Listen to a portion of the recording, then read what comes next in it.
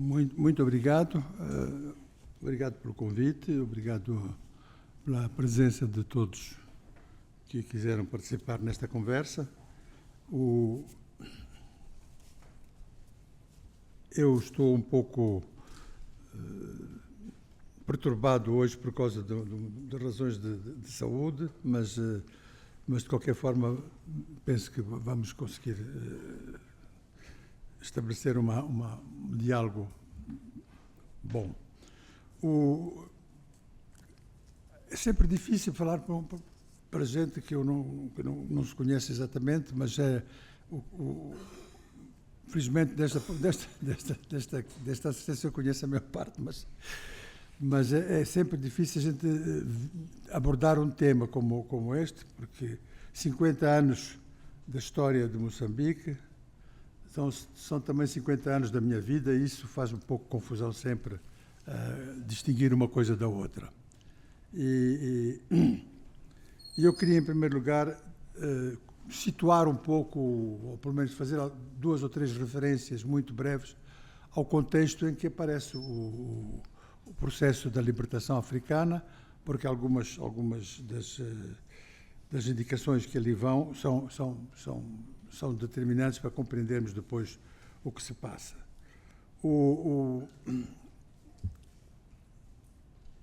Não vou fazer a história, evidentemente, mas é só lembrar que, desde o princípio das independências, desde que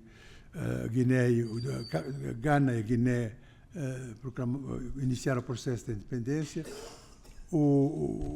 a África logo começou a manifestar dois caminhos para essa independência. Um, naturalmente, ligado às antigas metrópoles coloniais, procurando dar sequência a projetos que vinham do tempo colonial, e a outra um pouco contestatária e transgressiva, procurando romper com esses laços de dependência e criar novos laços e propor novos laços para uma relação realmente independente.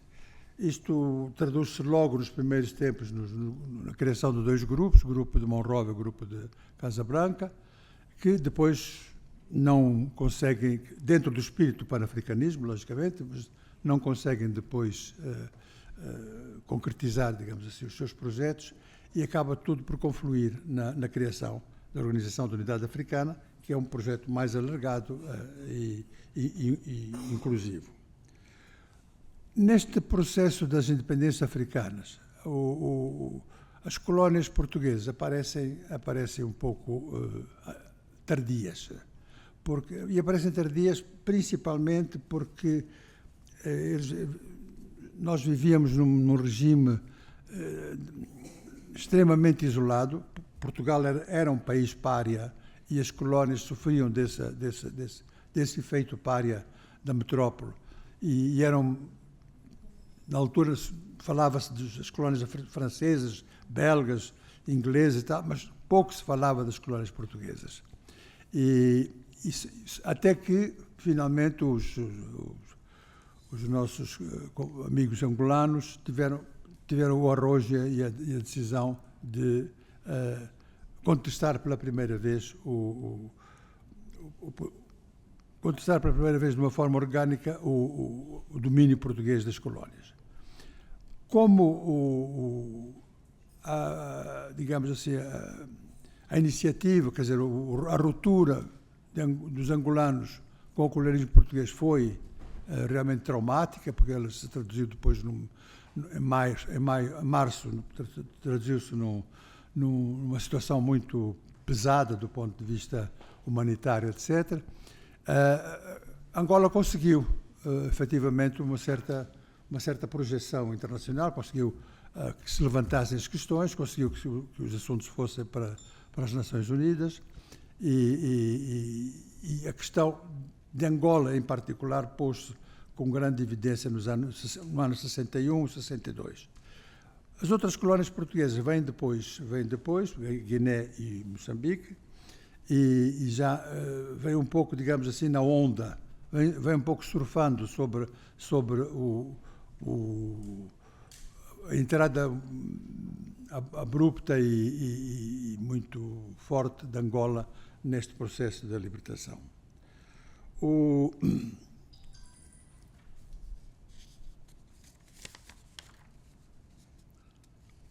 Estas questões que nós vamos debater hoje têm sempre e ultimamente, principalmente nos últimos anos, têm sempre uma questão que me solicita alguns cuidados metodológicos. Quer dizer, eu vejo muita tendência em muitos estudiosos da África, principalmente os mais jovens, em interpretarem os factos africanos à luz das realidades contemporâneas. Quer dizer, não fazem uma projeção histórica dos acontecimentos. E as coisas tinham outro valor na altura. Basta dizer que o próprio colonialismo cria uma resposta, o próprio colonialismo cria uma situação, digamos, de dualidade da sociedade, quer dizer, é uma sociedade profundamente dual, e cria uma resposta equivalente, quer dizer, de uma sociedade dual. Hoje, essa questão é posta muito em discussão, porque havia outros que também participaram, e é verdade, quer dizer, todas as formas de resistência ao colonialismo devem ser consideradas e ser incluídas. Mas, se a gente olhar numa perspectiva histórica, a gente tem que concluir que, em Moçambique, por exemplo, que é onde eu posso falar, nada teria emergido dessas outras manifestações, sei lá, as associações, os sindicatos.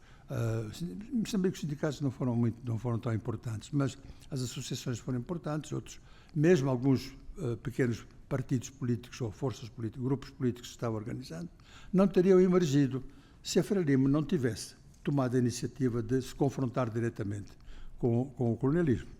E eles foram aparecendo cada vez mais à medida em que a Frelimo conquistava sucessos na luta contra o colonialismo. Quer dizer, a luta da Frelimo, como a do PAIGC, como em Angola um pouco mais MPLA, mas também um pouco os outros movimentos, os sucessos que eles ganhavam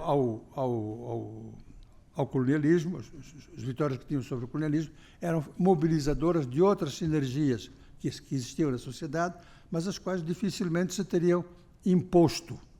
Se teriam certamente manifestado, mas dificilmente se teriam imposto como formas de resistência ativa.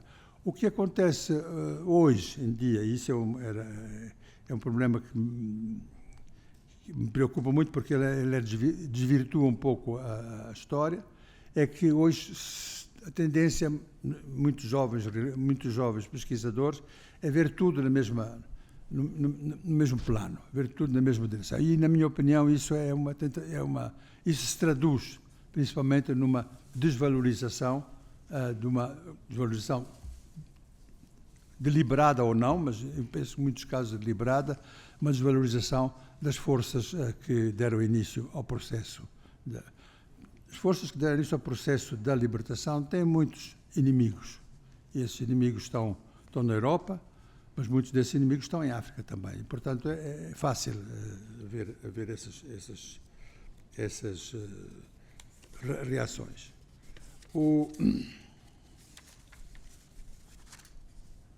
No início das lutas pela independência, do ponto de vista, quer dizer, muitas questões se levantaram e muitas outras existem, mas três questões na minha opinião, foram marcantes e condicionaram muitos aspectos da luta. Uma foi a questão da unidade, que hoje é questionada também pelas mesmas razões que eu acabei de referir, porque a unidade nacional, porque esta procura de unidade. Primeiro porque estava-se combatendo a divisão, quer dizer, o princípio fundamental do colonialismo era dividir para reinar, e essa divisão tinha, quer dizer, os nacionalistas tinham consciência de que tinha sido semeando nessa divisão que os colonialistas tinham colhido os frutos das riquezas coloniais e da longa duração do período colonial. Portanto, a unidade era um elemento essencial. Por outro lado, a unidade está ligada a um outro projeto, que é muito importante, quer dizer, que é discutível, mas esse é o próprio discute em alguns aspectos, mas é muito importante, que é o problema da formação da nação. A nação concebida em termos, digamos assim, europeus, e fundamentalmente, quer dizer, em geral em termos europeus, mas fundamentalmente em termos de democracia ocidental, ela é uma necessidade é fundamentalmente uma necessidade das potências coloniais de disciplinarem as suas antigas colónias. Quer dizer, há necessidade de colocar de não deixar que estas economias saiam dos circuitos tradicionais de que elas fazem parte e que elas sejam, quer dizer, que o seu processo de libertação seja contido segundo regras que são controláveis e controladas. Então, o Estado Nacional nasce. Eu tenho, para mim, um dos livros brilhantes nesse aspecto é um livro do Basil Davidson, mas o Estado Nacional nasce realmente em cima da realidade africana, em cima daquilo que eram as nações africanas, aquilo que eram as reais nações africanas, e cria novas fronteiras, quer dizer, e mantém as velhas fronteiras como novas fronteiras nacionais. Esse problema das fronteiras também é um problema essencial para garantir esse controle que as antigas potências coloniais queriam, de alguma forma, manter sobre os territórios africanos. A criação do Estado Nacional pôs em debate um problema que era candente na época. Que tipo de governo vamos fazer? Vamos fazer um governo centralizado, portanto, consubstanciar a unidade nacional numa única entidade de Estado, ou vamos fazer um modelo descentralizado, tipo federação, tipo confederação, etc. Alguns países optaram, como a Nigéria, optaram pela federalização, outros países optaram pela unidade. Eu penso que nenhum dos dois foi um grande sucesso, mas porque a grande dificuldade está na existência do Estado Nacional, na forma como o Estado Nacional foi concebido e não na forma como ele depois foi posto em prática. A sociedade africana que nasce, os países africanos que nascem com a independência são países que são marcados por um processo de transição muito violento e muito grande. Ele é um processo de transição cultural, ele é um processo de transição económico, ele é um processo de transição geográfico, em alguns casos, e nesta grande transformação em que se processa dentro desses países, desencadeiam-se fatores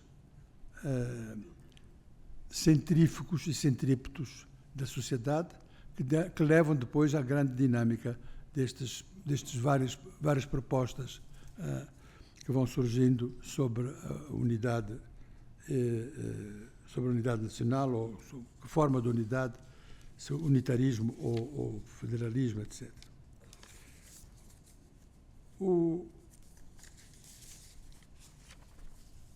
Os processos de libertação levantam uma outra questão que me parece, uma segunda questão que me parece bastante importante.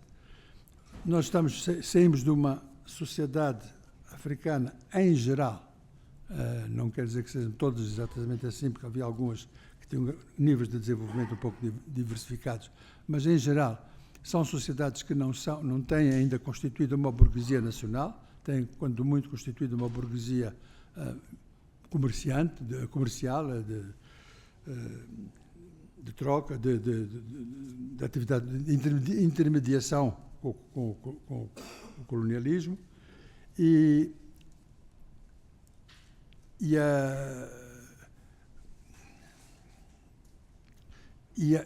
a formação dessas, quer dizer, essas, desculpa, estou-me a escapar um pouco uma palavra que eu queria, mas estes grupos sociais que se formam à volta das atividades comerciais através de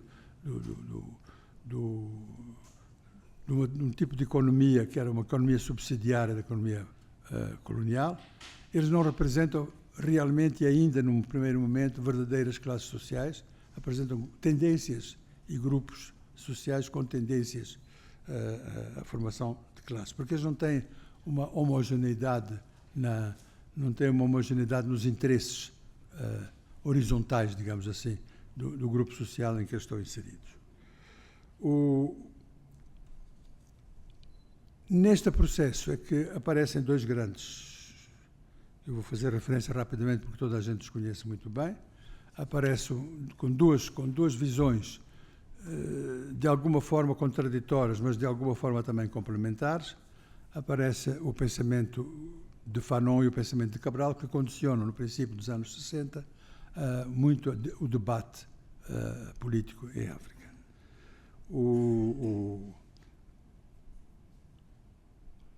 Cabral, ao contrário de Fanon, defendia o papel dirigente da pequena elite nacional, que ele chamava pequena burguesia, que era a elite que ele via como capaz de lidar com a complexidade de uma guerra, de uma confrontação militar e com a complexidade de vários aspectos dessa confrontação militar, e defendia, portanto, uma abordagem organizativa, uma longa fase preparatória da guerra antes do desencadeamento da guerra. A guerra era um momento, para Amílcar, era um momento de consciencialização, dos camponeses, que seriam a principal agente do processo revolucionário,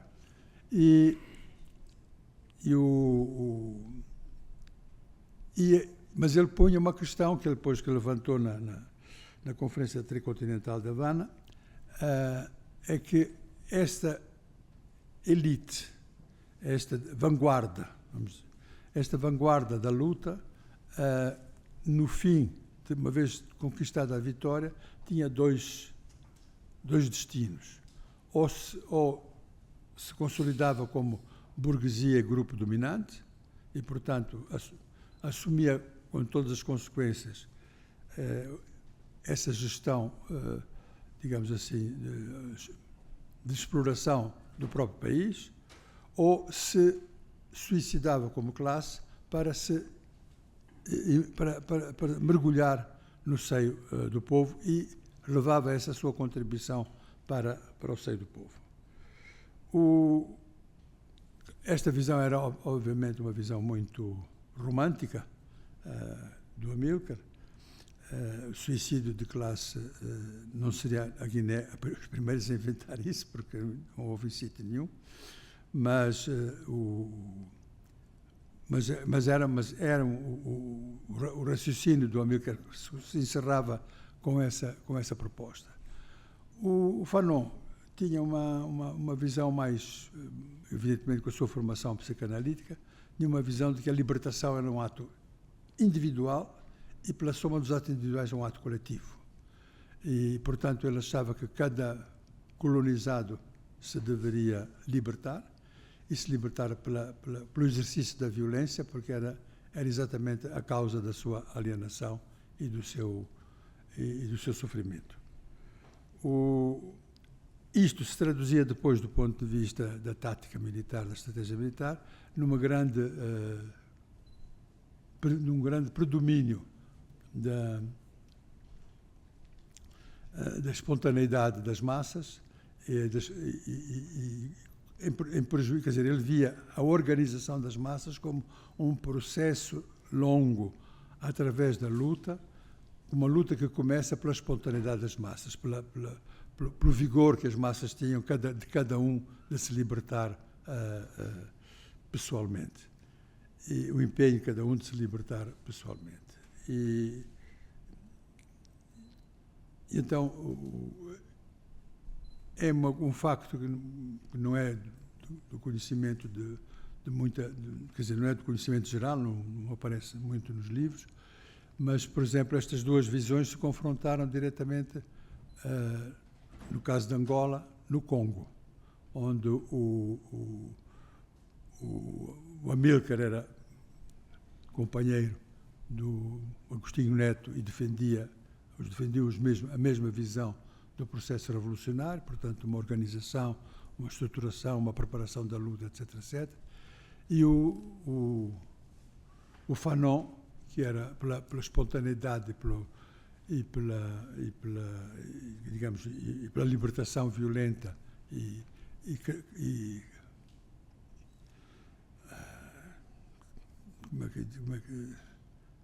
bom, falta uma palavra. Se desculpe, mas me faltam algumas palavras de vez em quando. Mas, que dizia que ele apoiou a UPA e apoiou a ação da UPA em março. E ele apoiava o governo revolucionário de Angola no exílio, que tinha sido, aliás, uma proposta dele para o Olden Roberto, e, portanto, ele era... Isso teve uma consequência curiosa e triste, na minha opinião. É que os movimentos de libertação, chamados movimentos autênticos, como se chamavam, mas no caso das colónias portuguesas eram MPLA, PAIGC e Frelimo,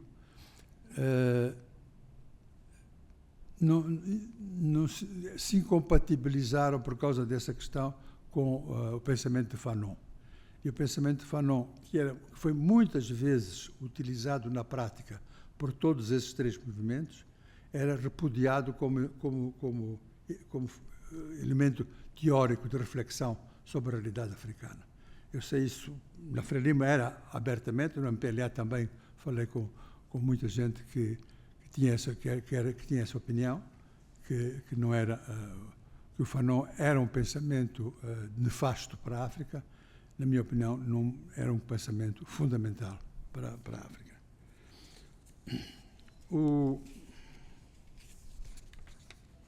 A outra questão que decorre ainda destas reflexões é que, neste caso em Moçambique em particular, estas divisões, estas duplas interpretações, traduzem-se no aparecimento de linhas políticas contraditórias dentro do movimento. A narrativa oficial da Frelimo, agora vou falando mais da Frelimo porque os outros têm especificidades também que eu respeito, mas a narrativa oficial da Frelimo sempre referiu a existência de duas linhas, mas nunca foi fundo na identificação, na caracterização das duas linhas que se confrontavam. Sempre foi um pouco... Sempre transformou, digamos, principalmente aquilo que era chamada a linha reacionária, numa categoria imóvel e fechada.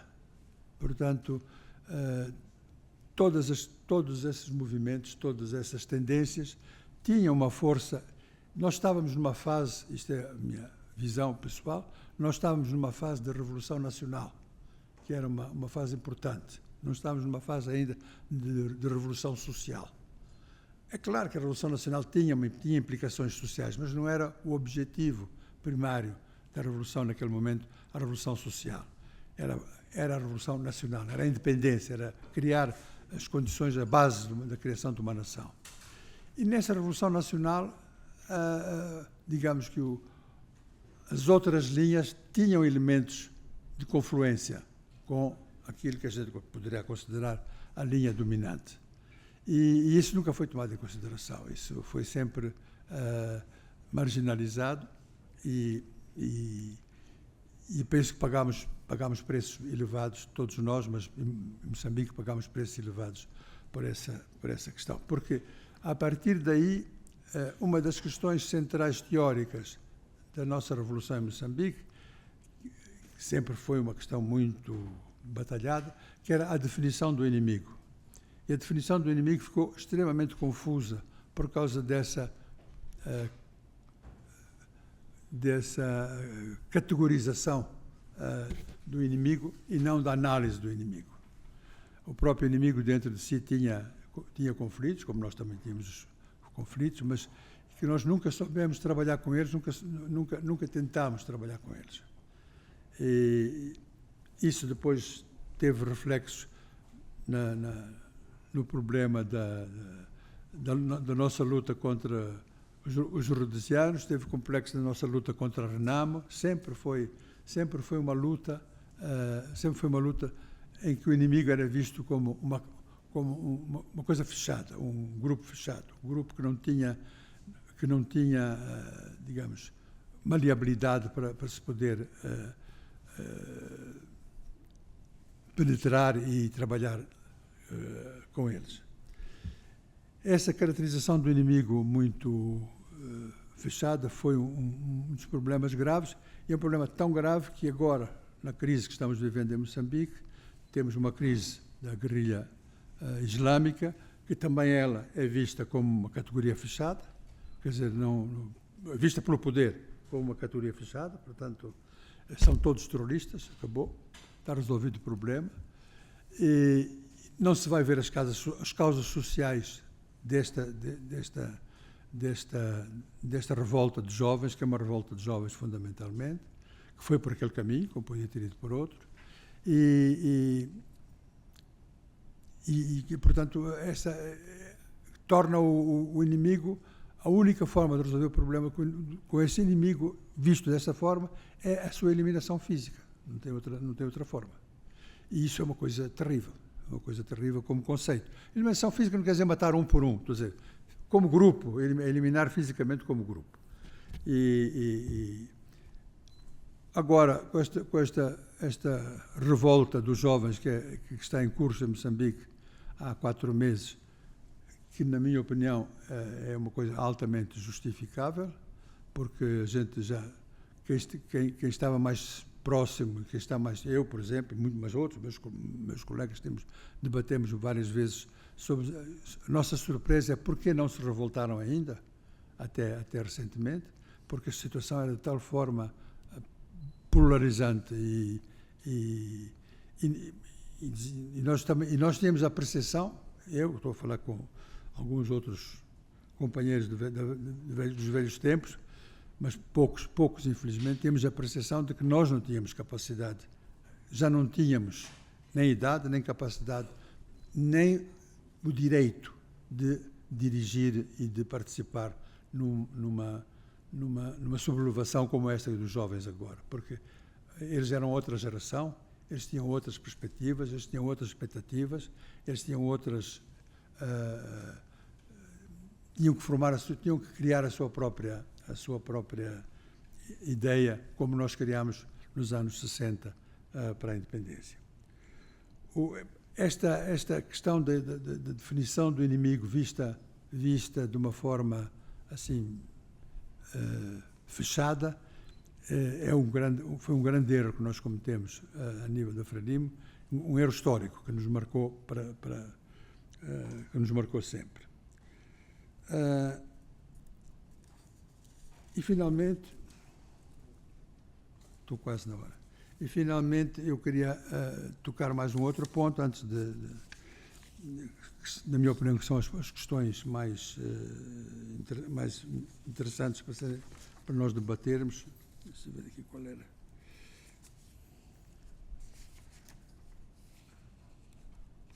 Eu escrevi muito para dizer pouco, mas há duas questões que eu queria tocar, sim, antes de encerrar, principalmente para estimular o debate. Um era o itinerário da Frelimo. A Frelimo nasce, na minha opinião, como uma força revolucionária, com uma força com um potencial revolucionário muito grande, enriquece uma parte desse potencial revolucionário e é, efetivamente, uma força com uma força de transformação da sociedade. A Frelimo consegue ter um papel importante, não só, mas juntamente com os outros movimentos de libertação, mas consegue ter um papel importante no derrubo do regime em Portugal. Quer dizer, na realidade, o 25 de Abril não é mais do que a consagração de uma derrota militar do exército português na guerra colonial, porque derrotar não quer dizer ficar encostado à parede, derrotar significa não querer lutar mais. Esse é que é o ponto central da derrota, estar a dizer, eu quero paz. Quando diz que quero paz, está derrotado, quer dizer, acabou. E não fomos nós que pedimos a paz, foram eles que pediram a paz, e, portanto, isso mostra bem onde a corda partiu. Mas nós temos um papel muito importante nisso.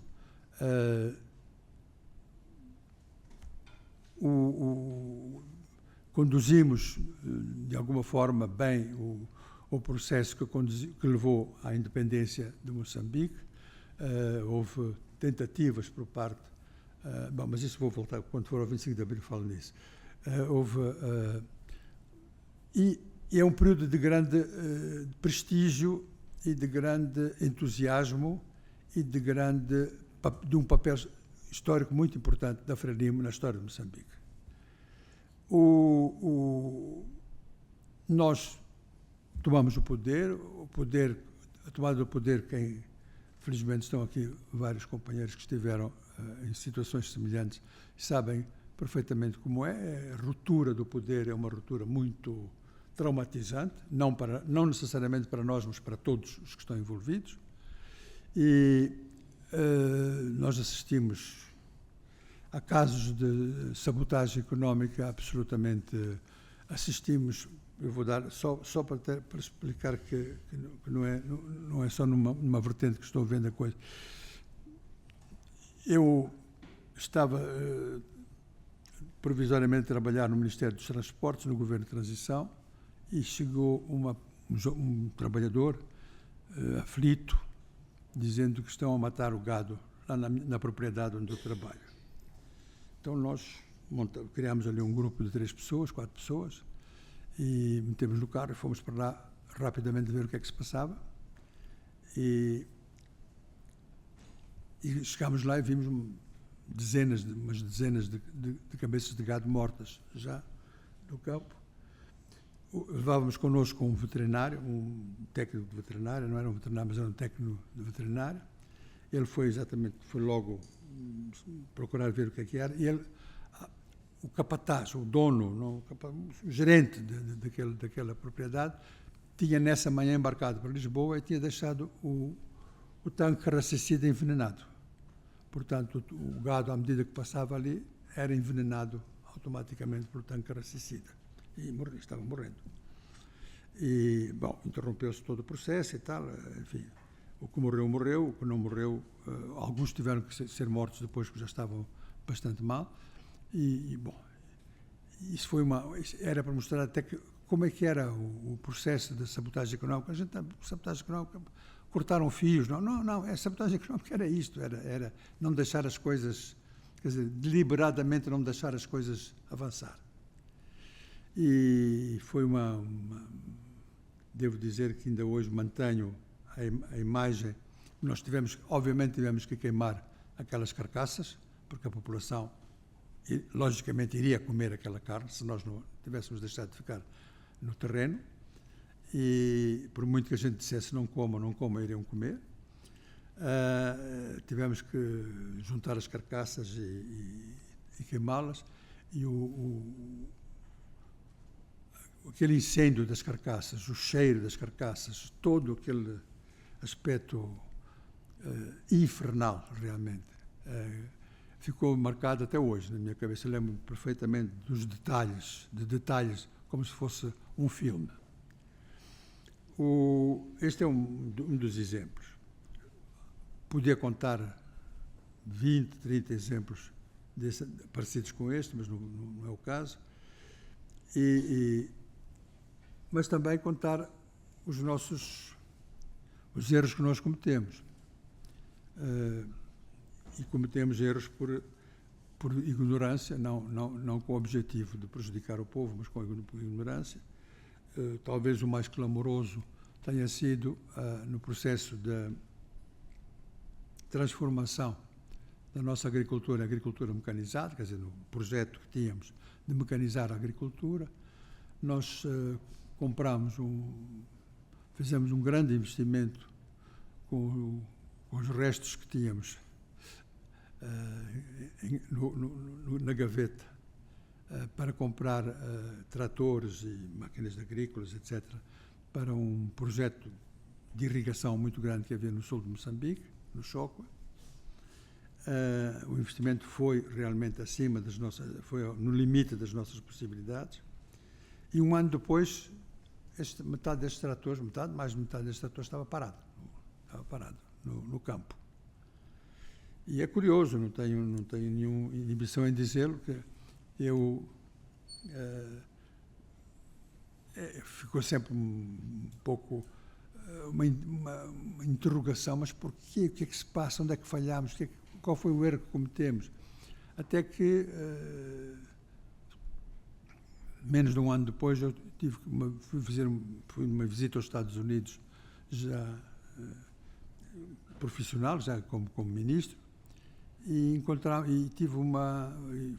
fomos recebidos no Corner Belt, quer dizer, no Iowa, que é uma zona de produção, na altura era a maior zona de produção de cereais, principalmente de milho, do mundo. E o que era fantástico naquela experiência era que estes cereais eram produzidos em empresas familiares, não eram produzidos em grandes empresas, eram empresas familiares. E tivemos lá um encontro de trabalho muito importante, visita à empresa e encontro de trabalho, e depois no habitual cocktail, eu, falando com que me pareceu uma pessoa muito interessante de conversar, que tínhamos estado a conversar durante o dia, eu perguntei-lhe, olha, o que é que se passa? Nós tivemos este problema e como fazer? E ele disse, não, vocês fizeram o mesmo erro que fez a Rússia. Disse, mas nós nem sequer trocámos opiniões com a Rússia sobre isso. Pois não, mas é o mesmo erro que fizeram outros também. É que vocês pegaram aqui onde você está, os meus filhos estão a trabalhar nos tratores, aos 14, 15 anos. Eles começam a ouvir os barulhos do trator, começam a reagir perante o trator fala com eles, diz que está cansado, diz que precisa de óleo, diz que precisa de não sei o quê, e eles sabem ouvir isso. Um camponês que sai do arado ou da enxada e vocês põem ele é um condutor de trator, ele não é um tratorista. Ele não tem nenhum diálogo com a máquina. Ele não sabe absolutamente nada como se relacionar com essa máquina, a não ser que tem que conduzir naquele trilho e tem que fazer o mais possível de trabalho naquele trilho. Quando o trator começa a reclamar, ele acha nada de novo, nada é novo para ele. Aliás, tudo é novo para ele porque nada é novo para ele. E então vocês rebentaram com essa parque de máquinas porque vocês não souberam trabalhar, não souberam compreender realmente quem eram as pessoas que vocês estavam a pôr a trabalhar. E isso foi um erro que marcou para todo o tempo o nosso trabalho. Tenho aqui um tempo muito rápido, por isso eu vou interromper. Eu vou falar sobre o 25 de Abril, porque é uma coisa que há um equívoco sobre o 25 de Abril que eu queria levantar à discussão. Não quero dizer nada, quero levantar a discussão. O 25 de Abril foi um dia notável, um dia importante para quem vivia sob o jugo daquela ditadura. Todos nós nos regozijámos com aquilo, todos nós fizemos festa, mas, à medida que o tempo foi passando, pelo menos alguns de nós, eu pelo menos, e outros amigos com quem nós discutimos este assunto, fomos percebendo que o 25 de Abril era muito importante do ponto de vista da desfascistização da sociedade portuguesa, mas não da descolonização das antigas colónias. Não houve nenhuma ação. Quer dizer, enquanto em Portugal havia nas escolas uma ação sistemática de denúncia dos valores do fascismo e dos métodos do fascismo e da forma como o fascismo prejudicava e influía nas pessoas, curiosamente que ainda hoje há vestígios disso nas escolas, não havia nada sobre as colónias, não havia nada sobre a descolonização. A descolonização continuava a ser a perda do Império. Portugal não tinha ganho nada com a descolonização. Portugal tinha perdido o Império. E, portanto, quem perdeu não podia descolonizar. E, curiosamente, pode ser uma coincidência, mas eu deixo ficar aqui a discussão, curiosamente, a refascistização da sociedade portuguesa agora, que estamos a assistir nestes tempos, não vem com os valores dominantes do fascismo. Não vem com o partido, com, sei lá, PIDE, vem com os valores dominantes da colonização. A supremacia racial, o racismo, a xenofobia,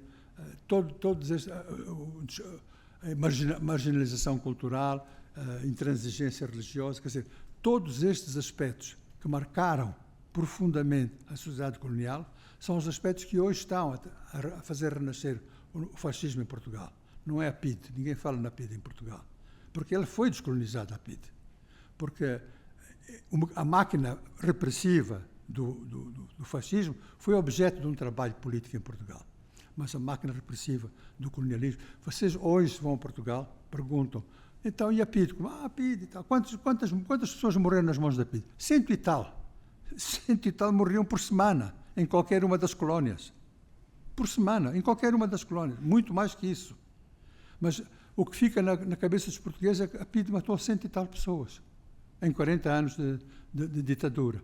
Não fica na cabeça de ninguém que a PIDE matava 100 e tal pessoas, 200, 300 pessoas por semana em cada uma das colónias. Portanto, isso não era a PIDE, então o que era? Quer dizer, esta ideia da representação do fascismo, esta ideia da representação do colonialismo como um valor, assim, o Império. A gente hoje ainda vê a nostalgia do Império, está muito presente em muita gente. E gente, vamos dizer assim, gente boa. Não é nos bandidos fascíneros, mas a gente é terrível. Eu interrompo aqui, depois vamos conversar mais um pouquinho à frente.